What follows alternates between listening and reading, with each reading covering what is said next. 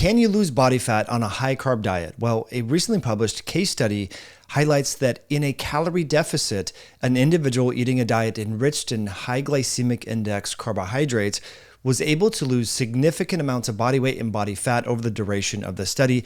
The title of this poster session is The Effects of a High Carbohydrate, High Glycemic Load, Hypocaloric Diet on Body Fat Loss, a case study. Now, I think this is really interesting, and it addresses a question that many of us have had over the past, 8-9 years, and that is, how do fitness models and fitness competitors who seemingly eat a high glycemic index low diet and have things like cheat days and brownies and cookies and donuts and white rice and things like that, how can they do that in a contest prep phase while also losing body fat? And as this case study talks about, this study indicates that a carbohydrate-rich, high glycemic load hypocaloric diet is a viable strategy for losing body fat and challenges the notion that body fat cannot be reduced while consuming a high carbohydrate, high glycemic load diet.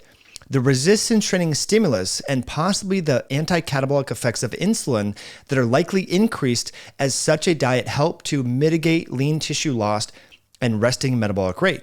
Further discourse and application on dieting for weight loss should focus on well-structured nutritional plans that employs a sustainable caloric deficit rather than focusing on one specific macronutrient or food group.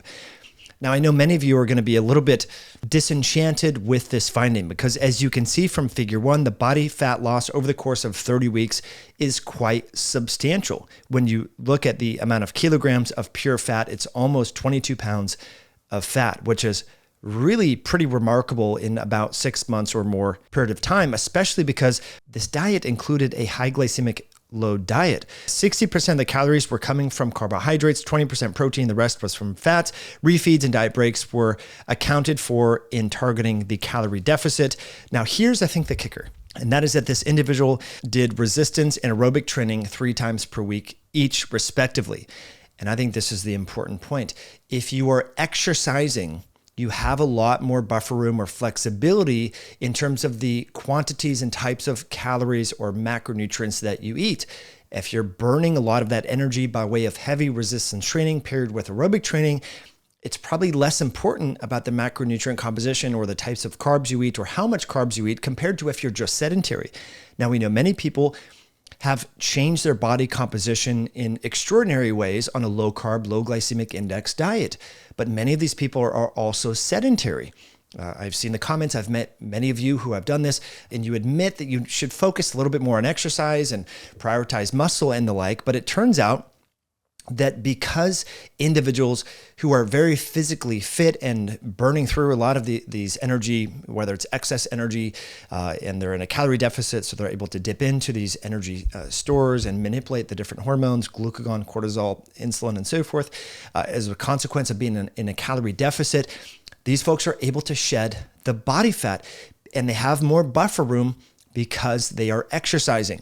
And I know I'm biased, and you can see my bias here, but it's because scientifically this makes sense, and we now have research. So if you are eating a higher carbohydrate diet and you're worried about your body composition, please just prioritize exercise. Now, this doesn't mean that a high carbohydrate and high glycemic index diet is best for long-term metabolic health.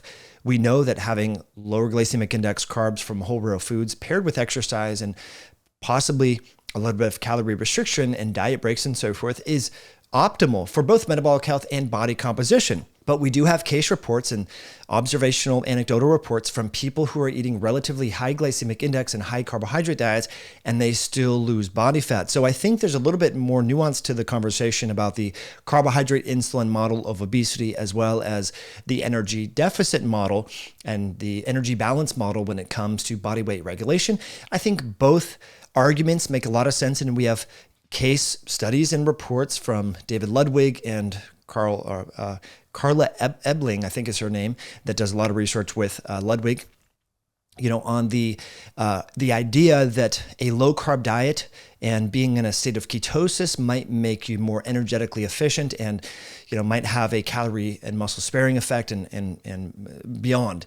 But That being said, I think we do have pretty good data now to suggest that if you're exercising, you have more wiggle room in your diet. And that's the thesis of today's video. That's my own anecdotal report that my vantage point that I found over the years of manipulating my macronutrients, trying low carb diets, high carb diets, and pairing that with training and looking at body composition shifts. So I would love to know what you think in the comment section below. If you are exercising, you definitely have to check out the Creatine Enhanced Electrolyte Sticks by Myoscience, a really safe and effective ergogenic aid that can help you not only support healthy hydration, but also your athletic endeavors. You can save with the code podcast, and I will link that in the description below.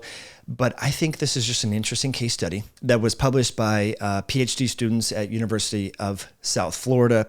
Again, the reference, if you're driving and listening to this, is the effects of a high carbohydrate, high glycemic load, hypocaloric diet on body fat loss, a case study. Now, this is just a case study, but I think we have a lot of anecdotal reports in the fitness realm where people are consuming high carbohydrate diets and they're in a deficit and they're training and exercising and they still lose appreciable amounts of body fat, which flies in the face of the carbohydrate insulin model. But I think the variable here is the exercise element. Many of you know that when you're training, volume and intensity is pretty high, you have a lot more wiggle room in your diet.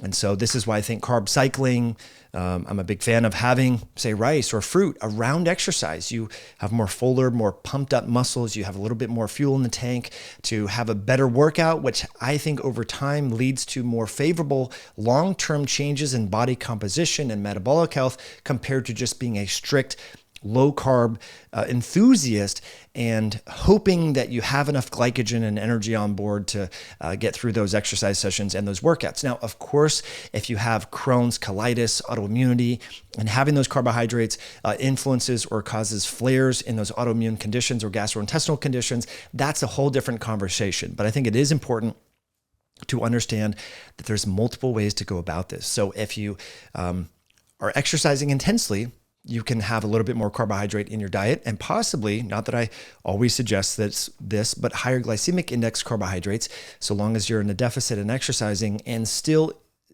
observe appreciable changes in your body composition. So I would love to know what your thoughts are in the comment section below. As always, thank you for watching all the way through. Thanks for hitting that like button, and we'll catch you on a future video down the road.